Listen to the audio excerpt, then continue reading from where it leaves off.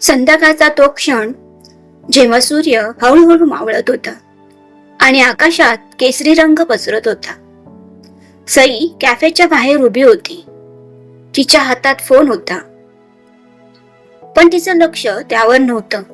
तिचं लक्ष त्या एका नावावर अडकलेलं होतं, समीर. 6 वर्षानंतर पहिल्यांदा त्याचं नाव तिच्या आयुष्यात पुन्हा आलं होतं.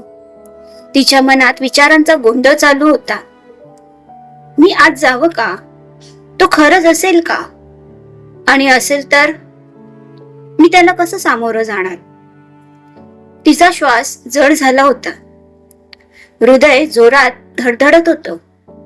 त्या दरवाजाच्या पलीकडे तिचा भूतकाळ उभा होता आणि त्या दरवाजाच्या या बाजूला तिचं वर्तमान. एक पाऊल पुढे टाकलं की सगळं बदलणार होतं. आणि तरीही ती काही क्षण तशीच उभी राहिली, स्वतःला सावरत, धाडस गोळा करत. शेवटी सईने एक खोल श्वास घेतला आणि हळूहळू दरवाजा उघडला. छोटासा घंटीचा आवाज झाला आणि त्या आवाजाने जणू वेळ थांबला. कॅफेमध्ये हलकी म्युझिक चालू होती. काही लोक हसत होते, बोलत होते, पण सईसाठी त्या क्षणी सगळं शांत झालं होतं. तिची नजर हळूहळू कॅफेमध्ये फिरत होती आणि अचानक ती एका कोपऱ्यावर थांबली, जिथे तो बसला होता, समीर. त्याचं डोकं थोडंसं खाली होतं, हातात कॉफी कप आणि त्या चेहऱ्यावर एक शांत भाव. पण त्या शांततेच्या मागे खूप काही दडलं होतं, जसं तिच्या मनात होतं. सई काही क्षण तशीच उभी राहिली. तिचे पाय जणू जमिनीला चिकटले होते. तिचं मन म्हणत होतं, पळून जा, अजूनही वेळ आहे. पण तिचं हृदय म्हणत होतं, हेच ते उत्तर आहे ज्याची तू वाट पाहतेस. आणि त्या दोन भावनांमध्ये अडकलेली सई शेवटी हळूहळू त्याच्याकडे चालायला लागली. प्रत्येक पाऊल जड, प्रत्येक श्वास खोल आणि प्रत्येक क्षण तिला भूतकाळात घेऊन जात होता, जिथे समीर तिच्यासाठी सगळं होतं आणि अचानक सगळं तुटलं होतं. ती त्याच्या समोर येऊन बसली. दोघं काही क्षण काहीच बोलले नाही, फक्त एकमेकांकडे पाहत राहिले.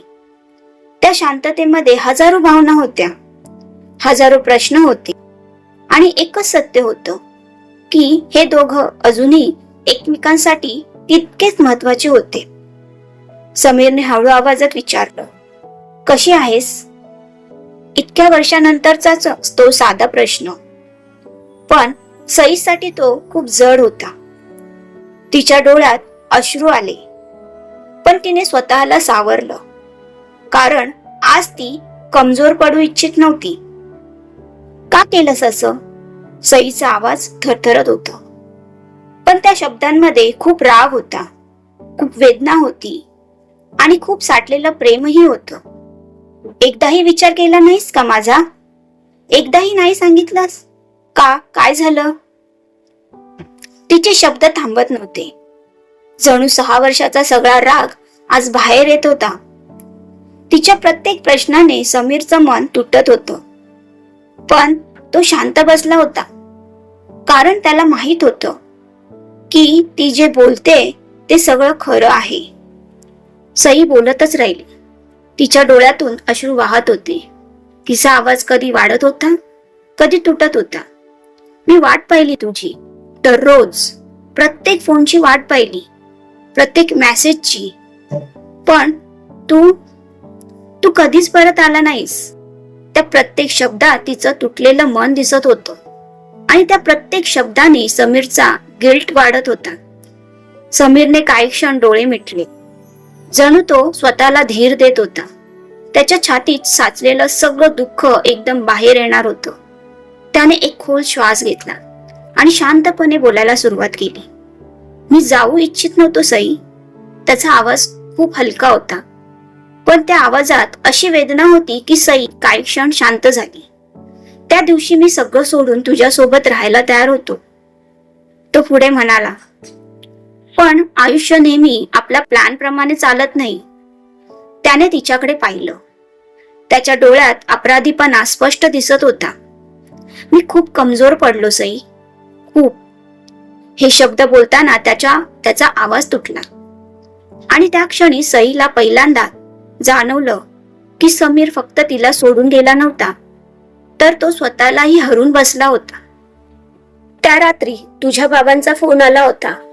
समीरचे शब्द हळूहळू बाहेर येत होते. जणू प्रत्येक शब्द त्याला पुन्हा त्या काळात घेऊन जात होता. त्यांचा आवाज अजूनही माझ्या कानात आहे. तो म्हणाला, त्यांनी मला स्पष्ट सांगितलं की जर मी तुझ्या आयुष्यातून निघून गेलो नाही तर ते तुझं आयुष्य उद्ध्वस्त करतील. सईचा चेहरा अचानक बदलला. तिच्या डोळ्यात भीती दिसू लागली, कारण तिला माहिती होतं तिचे बाबा काय करू शकतात. मी खूप वेळ शांत बसलो. समीर पुढे म्हणाला, कारण मला विश्वासच बसत नव्हता की तुझ्या बाबांनी असं काही बोलू शकतात. पण ते सत्य होतं आणि त्या सत्याने त्याला एका कठीण निर्णयासमोर उभं केलं होतं. मी तुझ्याशी बोलायचं ठरवलं होतं, समीरने हळू आवाजात सांगितलं. मी तुला सगळं सांगणार होतो, तो पुढे म्हणाला. पण मग मला विचार आला की जर तू माझ्यासाठी सगळ्यांशी भांडशील तर. त्याने सईकडे पाहिलं. तू नक्कीच भांडली असशील, मला माहिती आहे. त्याच्या चेहऱ्यावर हलकसं दुःख स्मित आलं आणि मला ते नको होतं. सई, त्याचा आवाज पुन्हा गंभीर झाला. मला तुझं आयुष्य सुरक्षित हवं होतं, शांत हवं होतं. माझ्यामुळे तुला त्रास व्हावा हे मी कधीच सहन करू शकलो नसतो. त्या प्रत्येक शब्दात त्याचं प्रेम दिसत होतं, पण त्या प्रेमात एक वेदनादायक त्यागही होता. सई काही क्षण काहीच बोलली नाही. तिच्या मनात खूप काही चालू होतं. एकीकडे तिला समीरचा राग येत होता, कारण त्याने तिला एकटी सोडलं होतं, आणि दुसरीकडे तिला त्याचं प्रेमही जाणवत होतं, कारण त्याने तिच्यासाठी स्वतःचं प्रेम सोडलं होतं. तू मला सांगितलं असतंस तर आपण दोघं मिळून लढलो असतो, ती हळू आवाजात म्हणाली. तिच्या आवाजात आता राग नव्हता, फक्त एक खोल खंत होती. आपण इतकं कमजोर नव्हतो, ती पुढे म्हणाली. समीरने डोळे खाली केले. मी होतो, तो शांतपणे म्हणाला. मी त्यावेळी खूप घाबरलो होतो आणि त्या स्वीकाराने सईचं मन अजून तुटलं. दोघं काही क्षण शांत बसले. त्या शांततेमध्ये खूप काही बोललं जात होतं. कॅफे मधली हलकी म्युझिक अजूनही चालू होती, पण त्या दोघांसाठी ती फक्त एक बॅकग्राऊंड नॉईज होती. सईच्या डोळ्यासमोर 6 वर्षापूर्वीचे क्षण येत होते. त्यांचे हसणं, त्यांचे भांडणं, त्यांचे छोटे छोटे मुवमेंट्स, आणि मग अचानक आलेला तो काळोखा दिवस जेव्हा सगळं संपलं होतं. मी तुझी खूप वाट पाहिली, ती हळू आवाजात म्हणाली. दररोज, प्रत्येक दिवशी. तिचा आवाज पुन्हा तुटायला लागला. पण तू कधीच परत आला नाहीस. त्या शब्दांनी समीरच्या डोळ्यातही पाणी आलं. मी परत यायचा प्रयत्न केला होता, समीर म्हणाला, खूप वेळा. त्याचा आवाज आता जास्त इमोशनल झाला होता. पण प्रत्येक वेळी काहीतरी मला थांबवत होतं, तो पुढे म्हणाला. कधी भीती, कधी परिस्थिती, आणि कधी माझंच लग्न. त्याने एक दीर्घ श्वास घेतला. मी तुला पाहिलं होतं अनेक वेळा. सई आश्चर्यचकित झाली. काय? तिने विचारलं. हो, तो म्हणाला. तू मला कधीच पाहिलं नाहीस, पण मी तुला पाहत होतो. त्या शब्दांनी सईच्या मनात एक वेगळंच दुःख निर्माण झालं. इतकं जवळ असूनही ते दोघं किती दूर होते. आता का बोलवलंस मला? सईने पुन्हा विचारलं. तिच्या आवाजात आता थोडी भीती होती, जणू तिला काहीतरी वाईट ऐकायचं आहे. समीर काही क्षण शांत राहिला. त्याने तिच्याकडे पाहिलं आणि मग हळू आवाजात म्हणाला, कारण आता सगळं संपणार आहे. त्या शब्दांनी सईचं हृदय जोरात धडधडायला लागलं. काय संपणार आहे? तिने घाबरत विचारलं. तिच्या मनात हजारो वाईट विचार येत होते, आणि त्या सगळ्या विचारांमध्ये एकच भीती स्पष्ट होती, की ती पुन्हा एकदा समीरला गमावणार आहे. समीरने एक दीर्घ श्वास घेतला आणि तिच्याकडे सरळ पाहत म्हणाला, माझं लग्न ठरलंय. त्या एका वाक्याने जणू सईच्या आयुष्यात सगळं थांबलं. तिच्या कानात काहीच ऐकू येत नव्हतं. कॅफे मधला आवाज, लोकांचा गोंधळ, सगळं एकदम शांत झालं. तिच्या डोळ्यासमोर फक्त समीर दिसत होता आणि त्याचे ते शब्द, माझं लग्न ठरलंय, तिच्या मनात पुन्हा पुन्हा घुमत होते. ती काही क्षण काहीच बोलू शकली नाही, कारण तिच्याकडे शब्दच उरले नव्हते. तिच्या डोळ्यातून हळूहळू अश्रू ओघळायला लागले.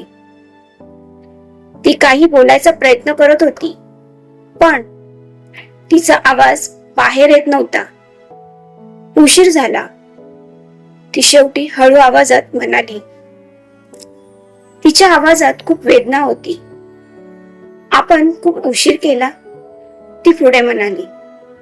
त्या शब्दाने समीरचं मनही तुटलं, कारण त्यालाही तेच वाटत होतं.